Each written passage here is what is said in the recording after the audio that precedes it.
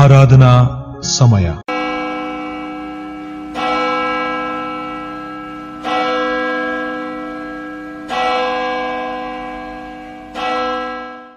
ಆರಾಧನಾ ಸಮಯದಲ್ಲಿ ನಮ್ಮನ್ನು ನಾವು ಕರ್ತನಿಗೆ ಒಪ್ಪಿಸಿಕೊಡುತ್ತಾ ನಾವುಗಳು ದೇವನಿಂದ ಸಂತ್ವಾನ, ಸಂತೈಸುವಿಕೆ ಮತ್ತು ಬಲವನ್ನು ಹೊಂದುತ್ತಾ ಮುಂದೆ ಸಾಗೋಣ. ಪ್ರಾರ್ಥನಾಪೂರ್ವಕವಾಗಿ ನಮ್ಮನ್ನು ಈ ಸಮಯಕ್ಕೆ ಒಪ್ಪಿಸಿಕೊಳ್ಳೋಣ. ಕರ್ತನೇ, ದಯಾಮಯ ಸ್ವಾಮಿ, ಕೃಪಾ ಸಂಪೂರ್ಣನಾದ ದೇವರೇ, ನಿನ್ನ ಬಳಿಯಲ್ಲಿ ಬಂದಿದ್ದೇವೆ. ನಿನ್ನನ್ನು ಬಿಟ್ಟು ಬೇರೆ ಯಾರ ಬಳಿಗೆ ಹೋಗೋಣ ಸ್ವಾಮಿ? ನಿನ್ನಲ್ಲಿ ಜೀವ, ನಿರೀಕ್ಷೆ, ಆಶೀರ್ವಾದ, ಸಮಾಧಾನ ಉಂಟು. ನಮ್ಮನ್ನು ಬಲಪಡಿಸು ಸ್ವಾಮಿ. ಈ ಹೊತ್ತಿನ ಆರಾಧನೆಯಲ್ಲಿ ನಾವು ಸಂಪೂರ್ಣವಾಗಿ ಒಪ್ಪಿಸಿಕೊಡುತ್ತಾ ನಿನ್ನನ್ನು ಮಾತ್ರ ಮಹಿಮೆ ಪಡಿಸುವ ಹಾಗೆ ನಮ್ಮನ್ನು ನಡೆಸು ಸ್ವಾಮಿ. ನೀನೇ ನಮ್ಮನ್ನು ಬಲಪಡಿಸು. ಯೇಸುವೆ, ನಿನ್ನ ದಿವ್ಯ ನಾಮದಲ್ಲಿ ಪ್ರಾರ್ಥನೆಯನ್ನು ಅತಿ ವಿನಯದಿಂದಲೂ ತಾಳ್ಮೆಯಿಂದಲೂ ಬೇಡಿ ಹೊಂದಿದ್ದೇವಪ್ಪ ನಮ್ಮ ತಂದೆಯೇ, ಆಮೆನ್. ಹಾಡುವ ಸಂಗೀತಗಳಲ್ಲಿ ಎರಡನೆಯ ಸಂಗೀತವನ್ನು ಹಾಡೋಣ. ಎರಡನೆಯ ಸಂಗೀತ ಸ್ತೋತ್ರವನ್ನುತ್ತಮ ದೇವರಿಗೆ ಅರ್ಪಿಸ ಬನ್ನಿ, ಊರ್ಧ್ವದಿ ಕರ್ತಗೆ ಮಹಿಮೆಯಾಗಲಿ ಅನ್ನಿ. ಈ ಸಂಗೀತವನ್ನು ಹಾಡಿ ತ್ರೈಕ ದೇವರ ನಾಮವನ್ನು ಮಹಿಮೆ ಪಡಿಸೋಣ.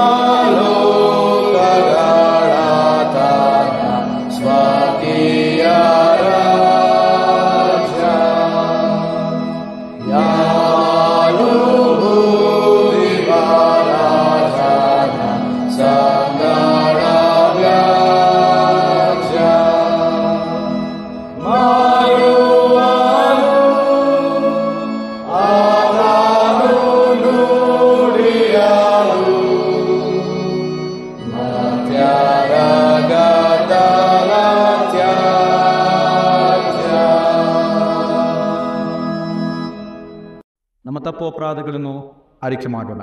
ನಮ್ಮ ಕಾರ್ಯಗಳಿಂದ ನಿನಗೆ ಪಾಪ ಮಾಡಿದ್ದೇವೆ. ನಾವು ನಿನ್ನನ್ನು ಪೂರ್ಣ ಮನಸ್ಸಿನಿಂದ ಪ್ರೀತಿಸಿಲ್ಲ, ನಮ್ಮ ನೆರೆಯವರನ್ನು ನಮ್ಮಂತೆ ಪ್ರೀತಿಸಿಲ್ಲ. ನೀನಾದರೂ ನಮ್ಮನ್ನು ರಕ್ಷಿಸಿ ಬೇಡುತ್ತೇವೆ. ನಮ್ಮ ಪಾಪಗಳನ್ನು ಪರಿಹರಿಸಿ ನಮ್ಮನ್ನು ಶುದ್ಧಗೊಳಿಸಿ, ನಮ್ಮ ತಪ್ಪುಗಳನ್ನು ತಿದ್ದಿಕೊಳ್ಳಲು ನಮಗೆ ಸಹಾಯ ಮಾಡು. ನಮ್ಮ ಕರ್ತನಾದ ಯೇಸು ಕ್ರಿಸ್ತನ ಮುಖಾಂತರ ಪ್ರಾರ್ಥಿಸುತ್ತೇವೆ. ಆಮೆನ್.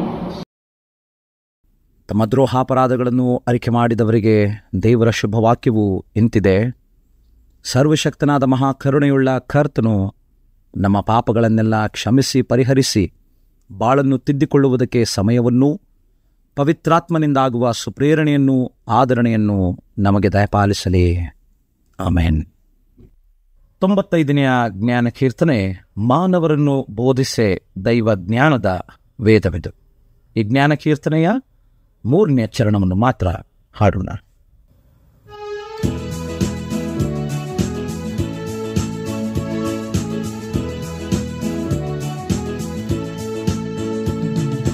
ಮಾನವರನ್ನು ಬೋಧಿಸೆ ದೈವ ಜ್ಞಾನದ ವೇದವಿದು, ಇದರ ಧ್ಯಾನವ ಮಾಡುತ್ತ ನಡೆಯುವ ಜನರು ಮಾನವ ಹೊಂದುವರು.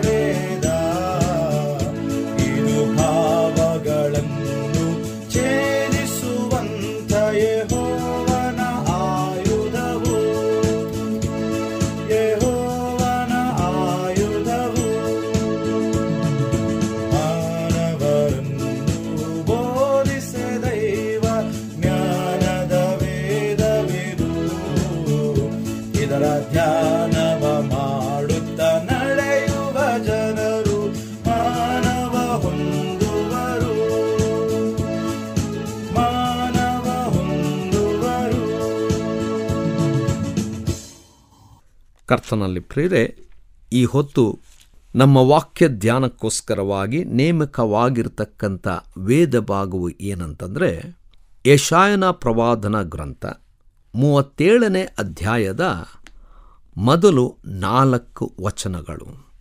ಕರ್ತನಲ್ಲಿ ಪ್ರಿಯರೇ, ಈ ಹೊತ್ತಿಗೆ ನಾನು ಆರಿಸಿಕೊಂಡಿರ್ತಕ್ಕಂಥ ವಿಚಾರ ಏನಂತಂದರೆ, ನಾವು ಅನುಭವಿಸುವಂಥ ಪರಿಸ್ಥಿತಿ ಆದರೆ ನಮಗೆ ಬಲ ಸಾಲದು. ನಂಬಿದ್ದೇವೆ, ನಿರೀಕ್ಷೆಯಿಂದಿದ್ದೇವೆ, ಆದರೆ ಬಲ ಸಾಲದು.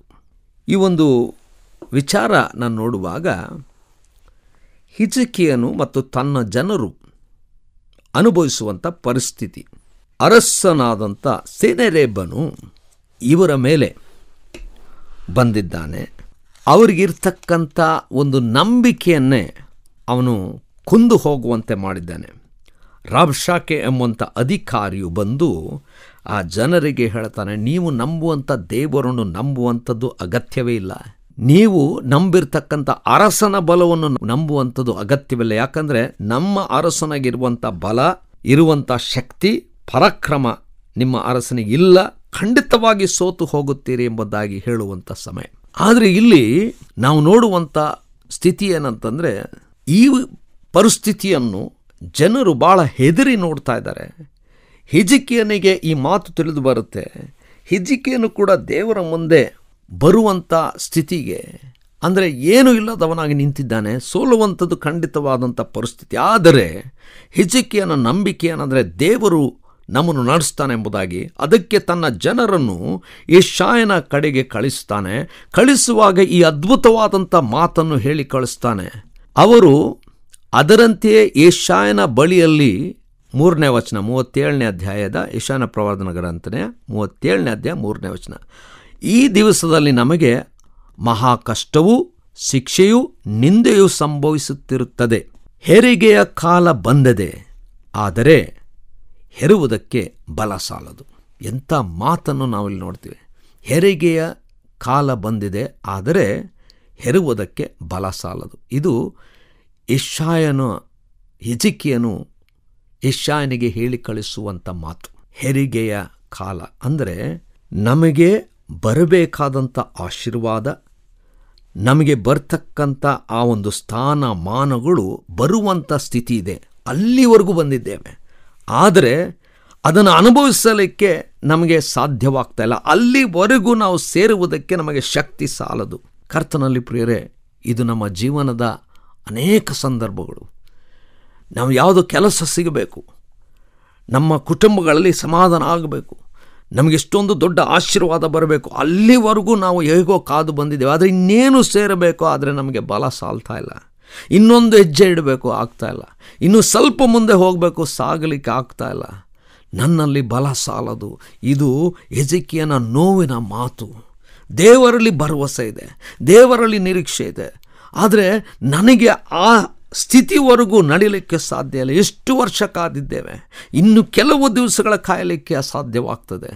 ಇಷ್ಟು ಕಾಯಿಲೆ ಅನುಭವಿಸ್ತಾ ಇದ್ದೇವೆ, ವಾಸಿ ಆಗ್ತದೆ, ಗುಣವಾಗ್ತದೆ, ದೇವರೇ ನೋಡ್ಕೊಳ್ತಾನೆ ಅಂತ ನಂಬಿಕೆಯಲ್ಲಿದ್ದೇವೆ. ಆದರೆ ಕೊಂದು ಹೋಗಿದ್ದೇವೆ, ಇನ್ನು ಮುಂದೆ ದಾಟುವುದಕ್ಕೆ ನಮಗೆ ಸಾಧ್ಯವೇ ಇಲ್ಲ.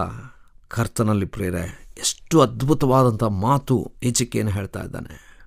ಹೆರಿಗೆಯ ಕಾಲ ಬಂದಿದೆ, ಆದರೆ ಹೆರುವುದಕ್ಕೆ ಬಲ ಸಾಲದು. ಕರ್ತನಲ್ಲಿ ಪ್ರಿಯರೇ, ನಾವು ನೋಡುವಂಥದ್ದೇನೆಂದರೆ, ಹೆರಿಗೆ ಕಾಲ ಬಂದಿದೆ, ಬಲ ಸಾಲದು. ನಾವುಗಳು ದೇವರಲ್ಲಿ ಭರವಸೆ ಬೇಕು, ಎಲ್ಲಿ ಕೊನೆವರೆಗೂ ಭರವಸೆ ಇಡಬೇಕು. ಯಾಕಂದರೆ ಅನೇಕ ದೇವ ಸೇವಕರುಗಳು ಅದ್ಭುತವಾಗಿ ಸೇವೆ ಮಾಡಿದಂಥವರಿಗೂ ಈ ಅನುಭವ ಉಂಟಾಗಿದೆ. ನಾವು ನೋಡ್ತೇವೆ, ಎಲಿಯನು ತಾನು ದೊಡ್ಡ ಕಾರ್ಯಗಳನ್ನು ಮಾಡಿದ್ದಾನೆ, ದೇವರನ್ನು ಕೇಳಿಕೊಳ್ಳುವಂಥದ್ದು ಎಲ್ಲವನ್ನೂ ದೇವರು ಕೊಟ್ಟಿದ್ದಾನೆ. ಬೆಂಕಿಯನ್ನು ಪರಲೋಕದಿಂದ ತಂದಿದ್ದಾನೆ, ದೇವರ ಕಡೆಯಿಂದ ಬೆಂಕಿಯನ್ನು ತರಿಸಿದ್ದಾನೆ, ಯಜ್ಞ ಬೆಂಕಿ ಅಲ್ಲಿಂದ ತಂದಿದ್ದಾನೆ.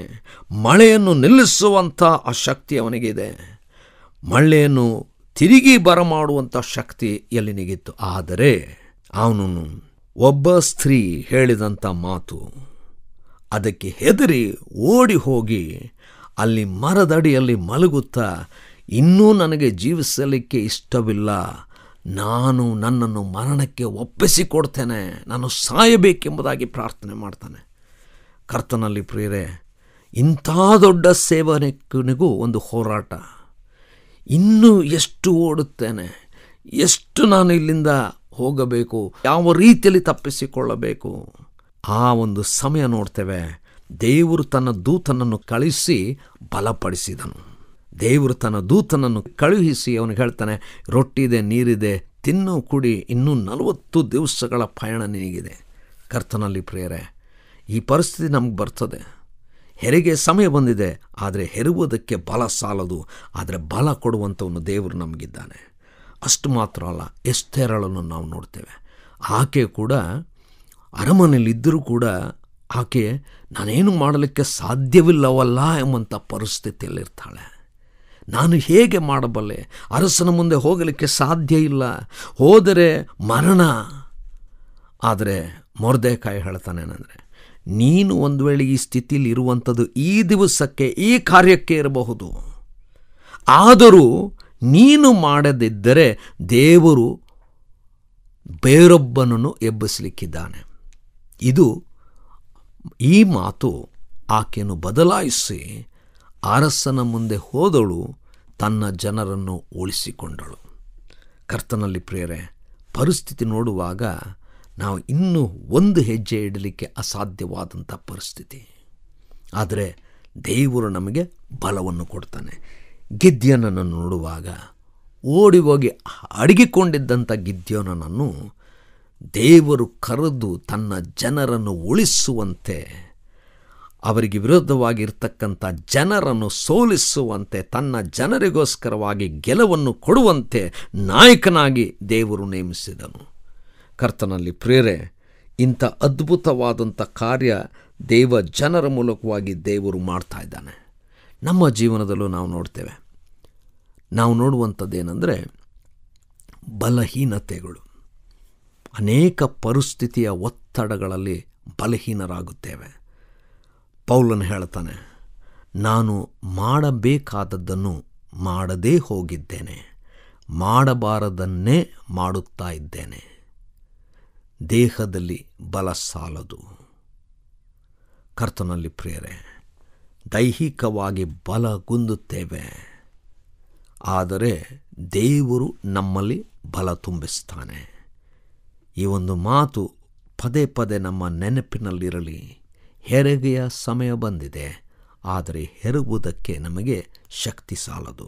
ಇದನ್ನು ದೇವರಲ್ಲಿ ಒಪ್ಪಿಸಿಕೊಟ್ಟಾಗ ಹಿಜ್ಕೀಯನಿಗೆ ದೇವರ ಭರವಸೆಯ ಮಾತೇನೆಂದರೆ, ಆ ಅರಸನು ಸೆನೆರೇಬನು ನಿನ್ನ ಹತ್ತಿರಕ್ಕೂ ಬರದ ಹಾಗೆ ನಾನೇ ನಿಂತು ನಿನಗೆ ಜಯವನ್ನು ಅನುಗ್ರಹಿಸಿಕೊಡುವೆನು ಎಂಬುದಾಗಿ.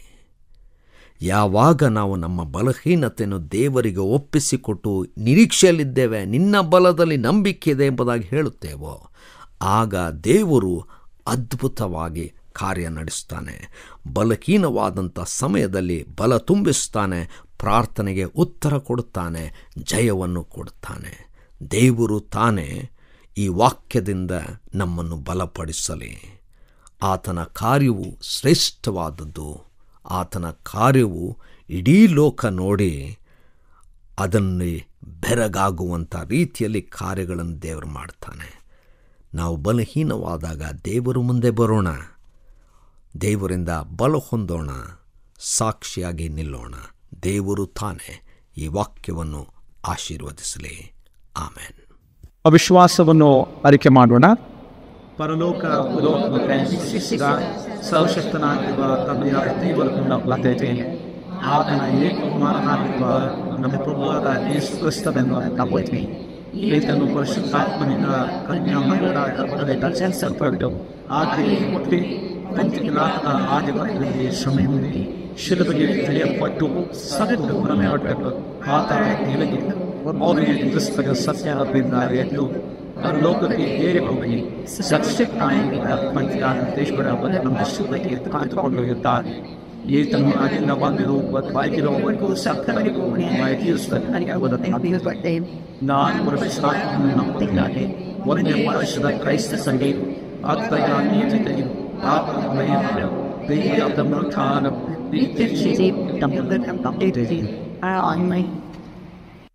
ಹಾಡುವ ಸಂಗೀತಗಳಲ್ಲಿ 216ನೇ ಸಂಗೀತ, ನಾನು ನಿನ್ನವ ಪ್ರಿಯ ಕರ್ತನೆ ನಿನ್ನ ವಾಕ್ಯ ಕೇಳಿದೆ. 216ನೇ ಸಂಗೀತವನ್ನು ಹಾಡೋಣ.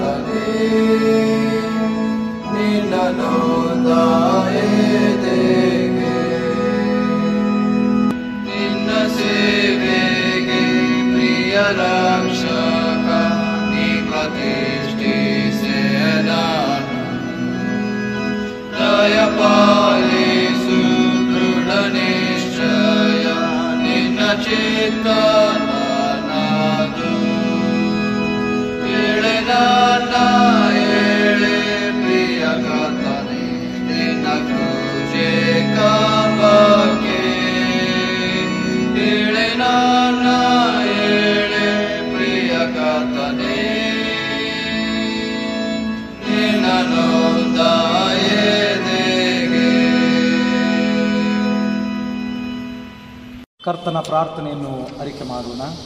ಪರಲೋಕದಲ್ಲಿರುವ ನಮ್ಮ ತಂದೆಯೇ, ನಿನ್ನ ನಾಮವು ಪರಿಶುದ್ಧಪಡಿಸಲ್ಪಡಲಿ, ನಿನ್ನ ರಾಜ್ಯವು ಬರಲಿ, ನಿನ್ನ ಚಿತ್ತವು ಪರಲೋಕದಲ್ಲಿ ನೆರವೇರುವ ಪ್ರಕಾರ ಭೂಲೋಕದಲ್ಲಿ ಹೋಗಲಿ. ನಮ್ಮ ಮನೆಯಿಂದ ಆಹಾರವನ್ನು ಈ ಹೊತ್ತು ದಯಪಾಲಿಸಿ, ನಮಗೆ ತಪ್ಪು ಮಾಡಿದವರನ್ನು ನಾವು ಕ್ಷಮಿಸಿದಂತೆ ನಮ್ಮ ತಪ್ಪುಗಳನ್ನು ಕ್ಷಮಿಸಿ, ನಮ್ಮನ್ನು ಶೋಧನೆಗಳಿಗೆ ಸೇರಿಸಿ ಹೇಳಿನಿಂದ ನಮ್ಮನ್ನು ತಪ್ಪಿಸಿ, ರಾಜ್ಯವು ಬಲವು ಮಹಿಮೆಯು ಸದಾಕಾಲ ನಿನ್ನದೇ. ಆಮೆನ್. ದೇವರ ಆಶೀರ್ವಾದವನ್ನು ವಿಶ್ವಾಸದಿಂದ ಹೊಂದಿರಿ. ನಮ್ಮ ಕರ್ತನಾದ ಯೇಸು ಕ್ರಿಸ್ತನ ಕೃಪೆಯು, ತಂದೆಯಾದ ದೇವರ ಪ್ರೀತಿಯು, ಪವಿತ್ರಾತ್ಮನ ಅನ್ಯೋನ್ಯತೆಯು ನಿಮ್ಮೆಲ್ಲರ ಸಂಗಡ ಯಾವಾಗಲೂ ಇರಲಿ. ಆಮೇನ್.